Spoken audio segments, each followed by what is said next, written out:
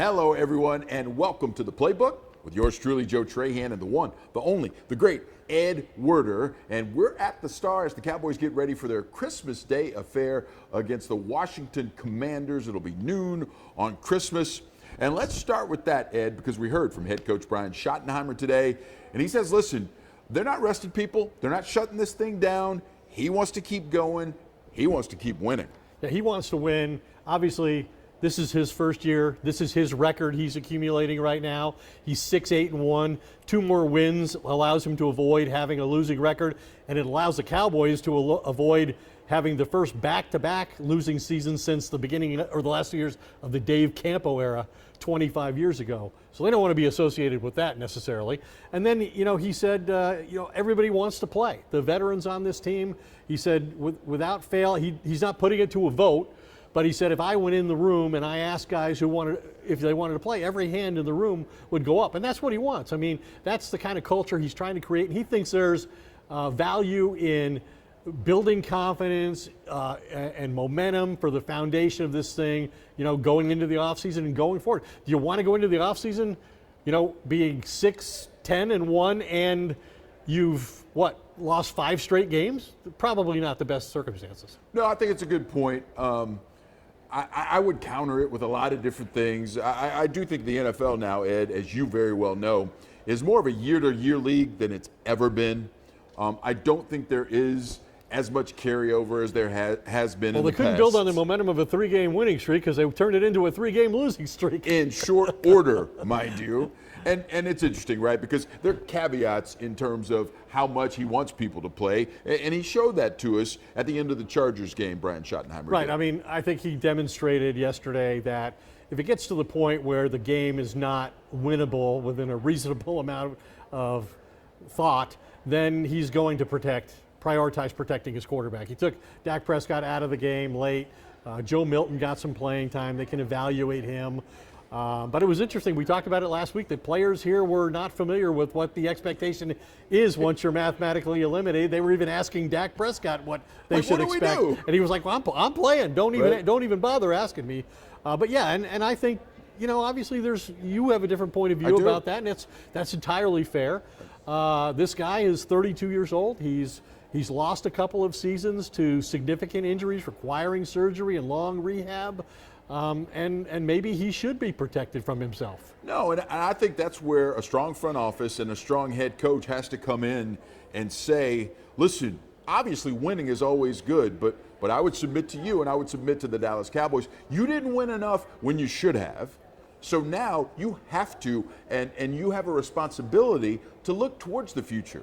Because we've seen what has happened with Patrick Mahomes and Micah Parsons, and God forbid anything like, I don't even want to speak it. I don't even want to say it. Well, that would definitely be the worst outcome of anything that could happen to the Cowboys going forward. It absolutely would, and you are putting that on the table, right? And with what this franchise has been through in these last 30 years, just putting it on the table for me is a no-go. I would love if they would just say, Dak, you're too important, and we're going to put you and we're going to set you aside. And I'm fine with that. And I don't care if that puts him in a different category than anyone else on this football team.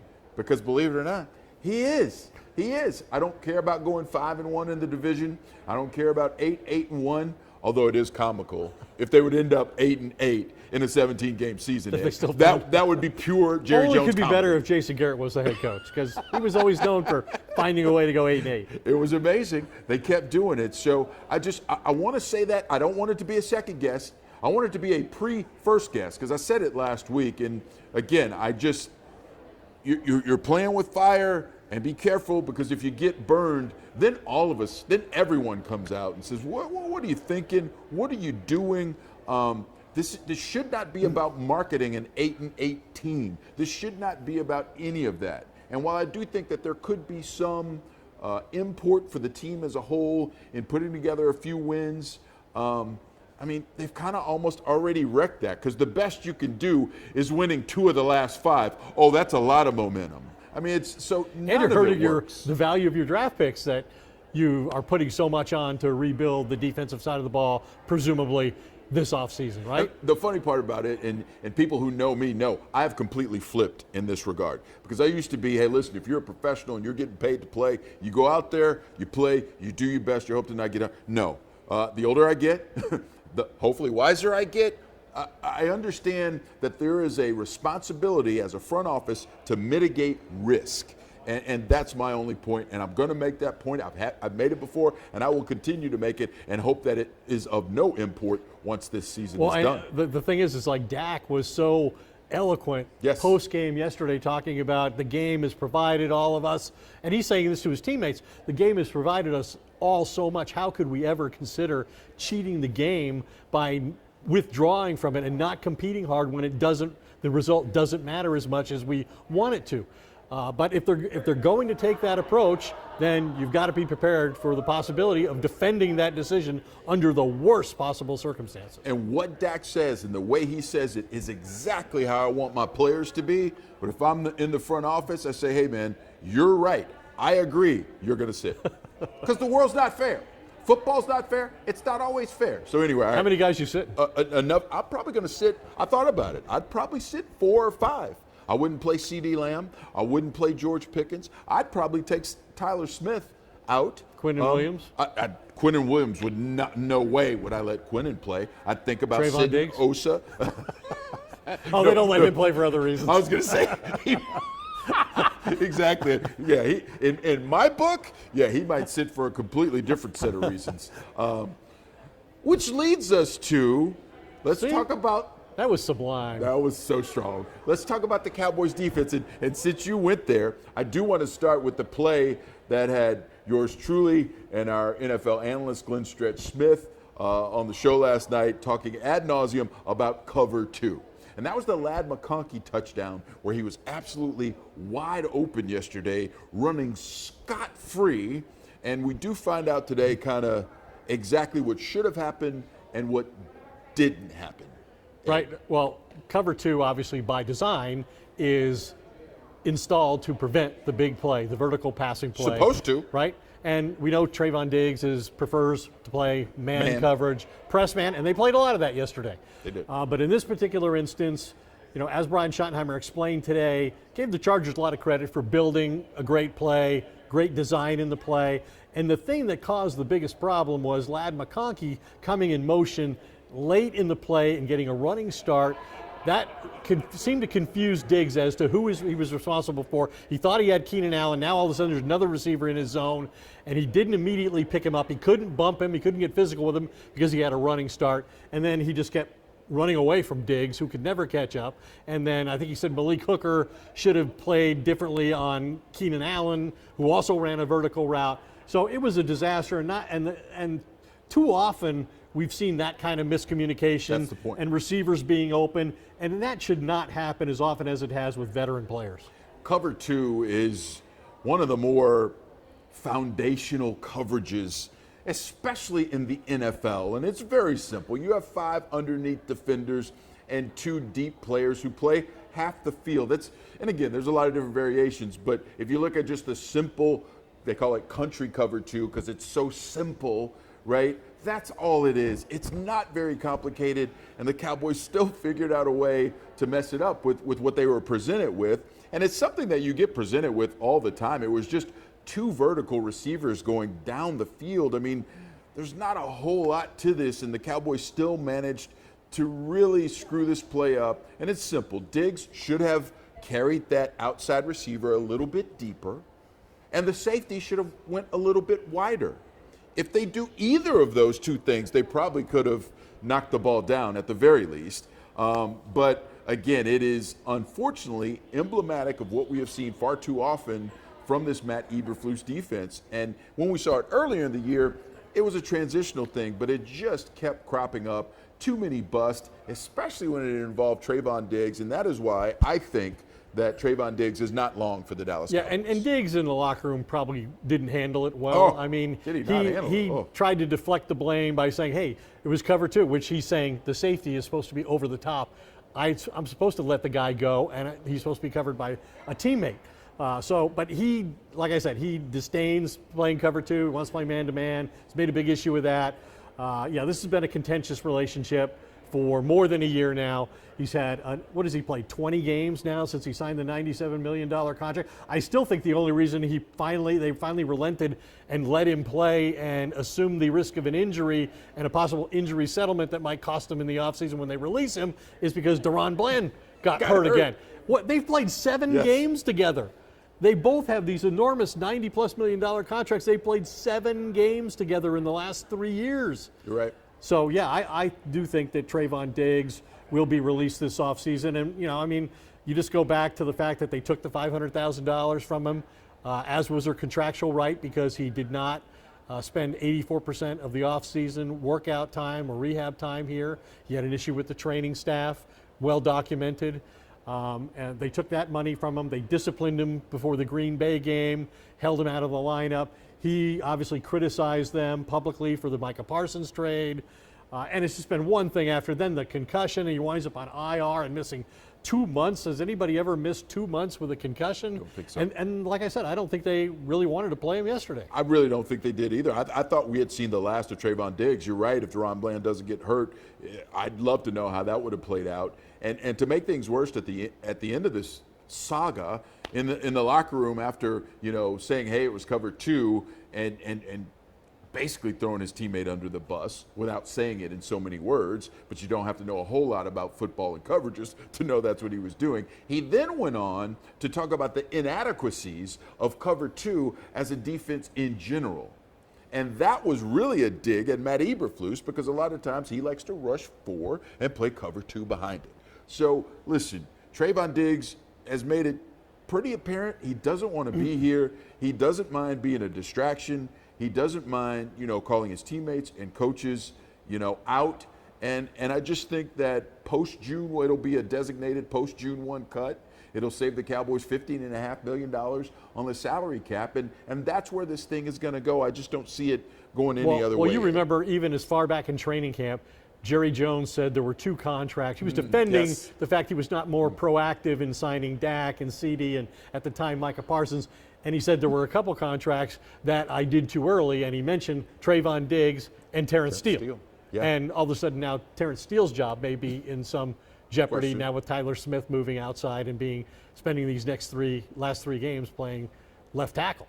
So let's creating the possibility of Tyler Guyton, who's been injured way too often in his 2 seasons here and may not play again this year, moving out to right tackle. He's going to be the swing tackle if he gets healthy enough to play either of these next 2 games. But that would suggest that Terrence Steele may also be moved for financial reasons, relief in the offseason too. Well, I think it's a good point, right? Because that's one of the other pain points for this Cowboys team. The offensive line showed flashes where it could play really well. And in the first half yesterday, they did a great job with Tyler Smith going out to left tackle. They gave Dak Prescott plenty of time to operate, and he did.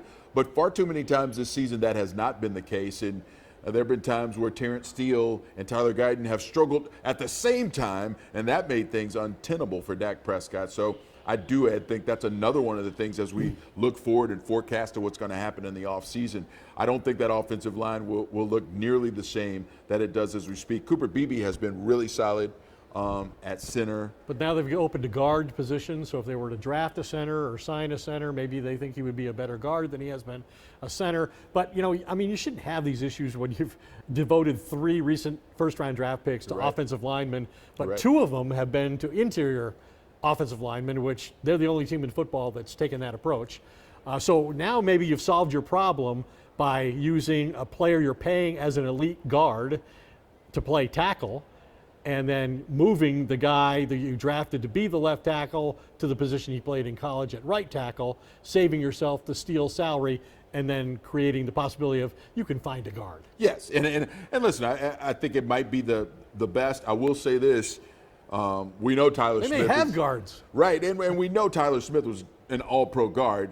I suspect and hope he can kick out there.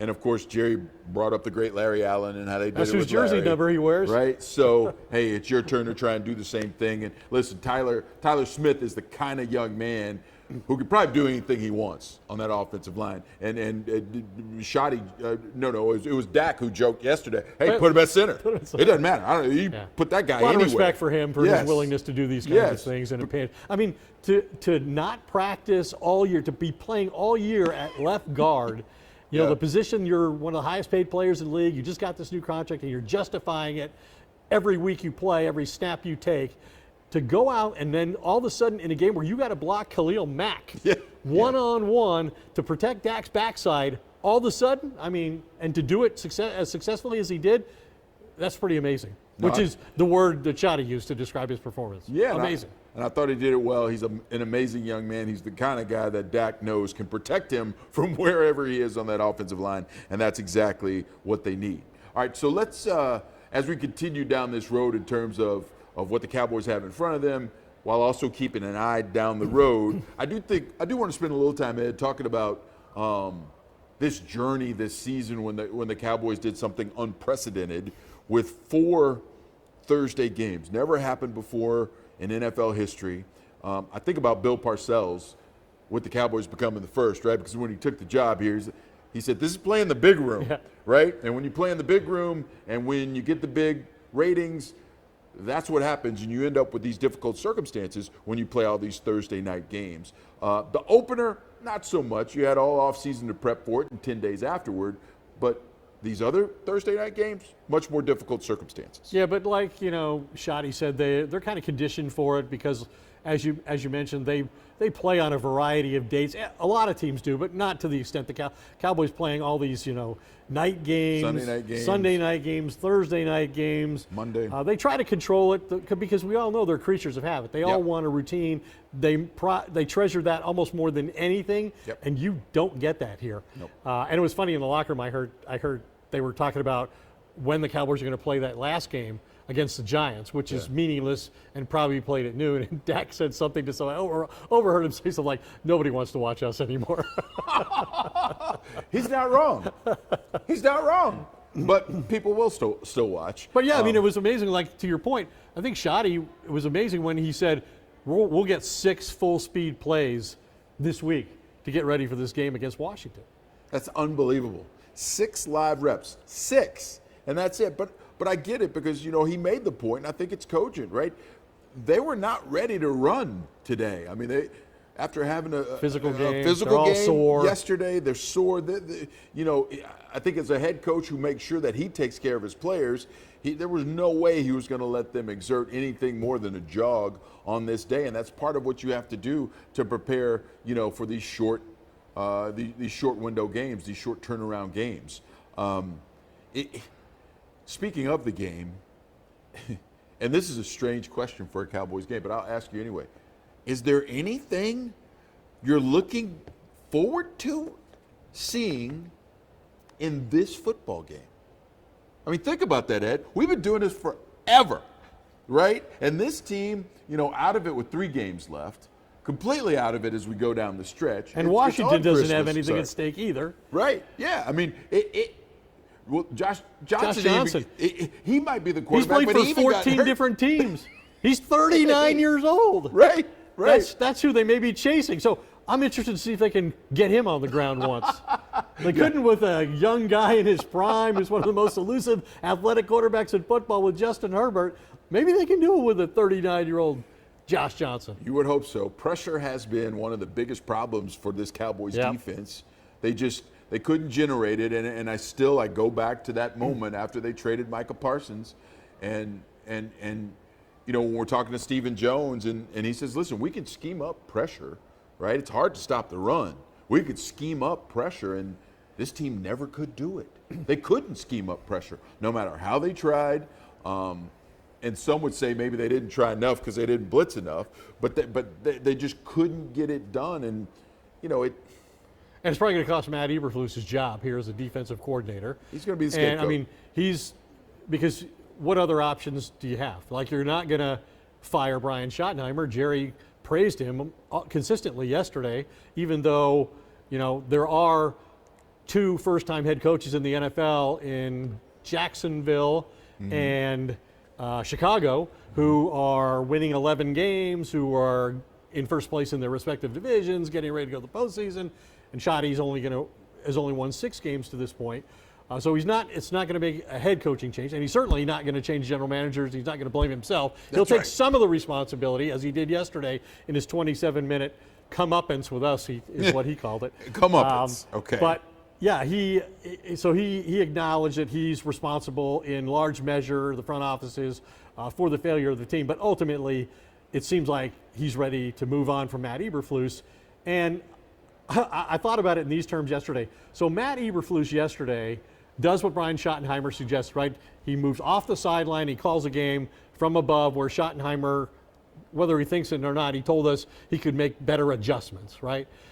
So he does that. Yep. He blitzes, which he doesn't want to do. Blitzes at the highest rate for them all year long. He plays press man like they want to play for their corners. That's the style of corners they have drafted. Let's play press man. And what happens? They become the only team all year long who doesn't ever sack Justin Herbert. It's unbelievable. He's the most sacked, most hit, most pressured quarterback in football, and the Cowboys never once get him on the ground. And I do think, because there were opportunities to get him on the ground. Kenny Murray had him in the backfield, and he broke off a third down run for like 34 yards. I mean, just dead to rights, mind you. And that I think that underscores what you're talking about before, because Jerry Jones and the front office, they do deserve a lot of the blame in terms of, what's going to end up being Matt Eberflus as the scapegoat, because this roster, as constructed right now defensively, is not good enough. And when you add in getting rid of Micah Parsons before the first week of the season, it just makes you scratch your head, right? And here's what Jerry Jones said, because I used it at 6 o'clock on WFAA, in terms of taking responsibility for this 30-year drought that the Cowboys are in right now. Been 30 years since they made it to the NFC Championship game. And I was thinking about that today. This is a quick aside. The only NFC team that hasn't made it. The only one.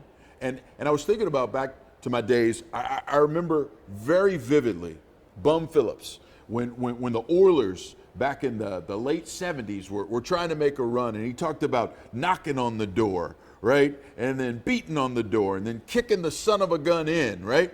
The Cowboys haven't even knocked on the door in 30 years because they haven't gotten close enough to the NFC Championship game to even think about kicking the door in. And Jerry talked about that, and he said, I'll admit that the Cowboys management has played a big role in that 30-year Super Bowl drought. But seriously, I'm very disappointed that the way we're structured and my role puts us here tonight. I'm tremendously disappointed. He does not often say things like Take that level of responsibility. He does not. And it was very interesting because last night, this was said after the TV cameras left. This was said to the writers, right? And I don't know how calculated that was, because he was asked point blank about the front office's responsibility in terms of the defense's poor play on camera. And he just said, well, yeah, I guess I'm responsible because I'm the guy that hired Matt Eberflus. And I'm thinking to myself, that's not what the question was, Jerry. Yeah. We're talking about roster construction. We're talking about the decision to trade Micah. So interesting that he said it off camera, not on. I think part of that, and I was in both sessions. Yes. Part of it is it's a more intimate setting where he knows the people who are there every day and have been over time, like Tim Kalishaw, who I covered the beat with in beginning in 1992. He was there. And so, and Clarence Hill, who's covered the team for 20 some years. And so he just has a different relationship with those people. That's different than talking into basically a bank of cameras, right? Yeah, and a bank of people. Yeah. Right? Yeah. I mean, it's ridiculous the measure of interest that there is in what Jerry says after games. And publicly, people and I'm talking about prominent people, are like, why do you guys even talk to him? Well, because he wields all the power in this organization. He's the only one who can say whatever he wants and make it happen. Nobody else in this organization or nobody else in football can do that. And it's still the most valuable sports franchise in the world. So if the guy who's running it is going to speak, it's our responsibility to make sure that we listen. Right. You'd be negligent to, Absolutely. and it's a hard decision when you're there by yourself, because Jerry's standing outside the locker room, and inside the locker room are all the players who just played the game, and then down the hall is the head coach who made all the big decisions in the game, and then the quarterback, and you're putting it all at risk to talk to Jerry for 27 minutes yesterday. But you feel like it's it's your responsibility to be able to convey what the highest levels of this organization think and say and what they might do. And we're actually privileged to be able to do that. Most teams cannot access the general manager during the season, let alone the owner, who in this case happened to be the same guy. Right. And that's not going to change. And again, last night I think was a very good example, because after the season is virtually over, what he says has more import than what happened in this game. We couldn't get pressure on the quarterback. And hey, the offense stalled in the first half. And that fourth down call when Hunter Lipke didn't make it, that wasn't my best call. Those are more coaching issues, right? Yeah, right. There's coaching and player issues, but we're trying to get the best info in terms of the long-term trajectory of this franchise. And you do have to listen to Jerry, and sometimes he'll tell you the truth. Sometimes. The truth for the day. Yeah. For the moment. It's always fungible. Yeah. It's always dynamic. Whatever I say for the day is just for that day. Right. It's just that day. And any day after that, it doesn't matter. Well, I will say this. Unfortunately for Matt Eberflus, I do think the day is coming when he is going to have to be the scapegoat for this defense, because, when you look at some of the things that have happened, the fact that they, haven't gotten enough pressure, haven't gotten enough sacks. Which, you shouldn't be surprised that your head coach is talking about how you can't create turnovers and you don't have enough pressure on the quarterback, when the whole thing began before the first game of the year when you trade Micah Parsons, who's led your team in sacking the quarterback every year he's been here, who has finished top three times in the AFL or NFL Defensive Player of the Year voting. You should not be surprised when at the end of the year you're losing and you're talking about, geez, we can't get pressure on the quarterback. Arguably the best pressure player in the entire league. Maybe our good friend Myles Garrett might have something to say about that. But arguably TJ Watt. But arguably the best pressure player, in the league, and you're wondering why you can't generate pressure. Well, that was the decision you made. You made the bed. Unfortunately, Matt Eberflus is going to have to lie in it. Yeah, and I was looking at this. And, if Jerry moves on from Matt Eberflus and hires his fourth defensive coordinator in 4 years, so you look at the numbers, right? The statistics are they've allowed the 3 highest opponent point totals in the course of the season have happened in the last 6 years. It happened first with Mike Nolan. He got fired after 1 year. Yep. It happened last year with Mike Zimmer. He got fired after 1 year. And now it seems Matt Eberflus is going to be the third one-and-done defensive coordinator in this organization in the last 6 years. The only guy who avoided that fate was Dan Quinn, who was exceptional for 3 years. He built a defense that was really the identity of the entire team. Yes. Even Mike McCarthy deferred to it. Even though he was an offensive coach and the offensive play caller, he said, I want to run the ball and let my defense win the game, right? Yeah, he flipped an offensive guy, which hardly ever happens in this league. Ever. The other thing about this defense right now, unfortunately, is they're giving up right at 30 points a game. I think they're only 4 points more than Cincinnati right now. Since they could still finish last. Right, they could finish last, but it could also be the worst in franchise history in terms of per game points. They will probably get bailed out playing the Commanders and the Giants. Probably. But you never know. But exactly. But if that clip holds, it will be the worst defensive performance in terms of points surrendered in the history of these Dallas Cowboys. And unfortunately, that means that there's going to be change. And again, I mean, I won't give you the whole line about rearranging the deck chairs, but the chairs of this franchise have been rearranged so many times, and you just got to hope the law of averages can help you out, Cowboys fans, and that one time Jerry Jones can get it right. Well, one interesting thing he said about Matt Eberflus, yesterday was, he's got, because of the statistics, he's got the target on his back, and it's not unusual to evaluate coaches and so forth. But he also said, hey, he was thoroughly vetted and highly recommended, and on top of that, he coached here for 7 years. And like Mike Zimmer was here for a long time. So if Jerry can hire 2 defensive coordinators that he knows that well, what are the chances he's going to go out and hire somebody he doesn't know, he's not familiar with, and they're going to be successful? Now, it happened with Dan Quinn, but I think that was more of a Mike McCarthy find than it was a Jerry Jones hire. No, I think it's a great point. And, the other thing about, a Mike Zimmer has been a fantastic coach in this league for a long time. Matt Eberflus had a ton of success, has had a ton of success in this league. You have to look at the roster at this point, right? Just look at the variables, look at the commonalities, right? Look at the one constant, and it's that roster needs to improve defensively. This team, pretty good at getting, a first-round offensive lineman. Not great, pretty good.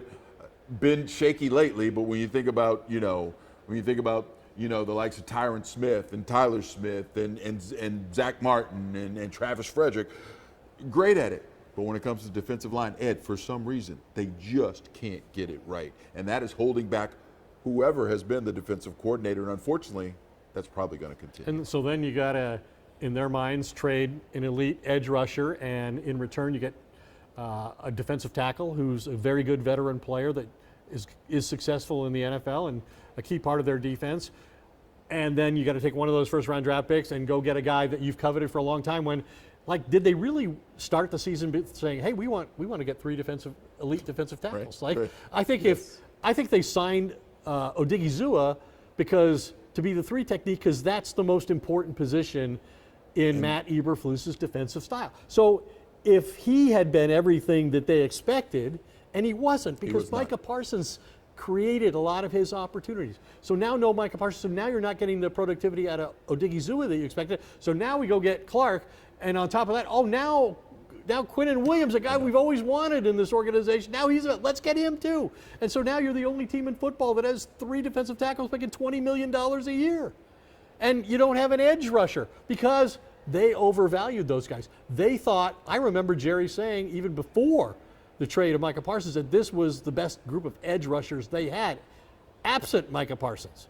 And that has proven not to be true. No. I mean, I think Ezraku might be a good player. Eventually. I bet he would have been really good if he had had all the attention diverted away from him that Micah Parsons drew on the other side. Yeah, in this league, there's a big difference between... Dante Fowler's been a huge disappointment. Yeah, alpha and beta, though. They don't have that alpha to set them up, right? So that they could get a lot of those one-on-ones, and it's made it tough. And unfortunately, at the overall, from the outside looking in, the overall viewpoint is it doesn't look like there's been a really cogent plan for this whole thing. And they've wasted a great season of a 32-year-old quarterback.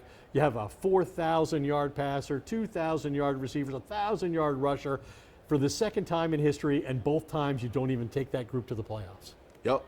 19 times the Cowboys have had a top 5 NFL offense. They've won Super Bowls, 5 of them. They've gone to the playoffs 18 times, and then you had this season when they don't even make the playoffs. And not only did they not make the playoffs, it wasn't even They close. were eliminated 3 games before the end of the season.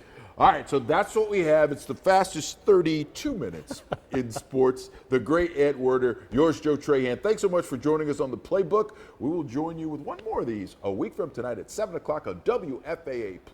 Thanks so much for watching, folks. We'll see you next week. Happy holidays.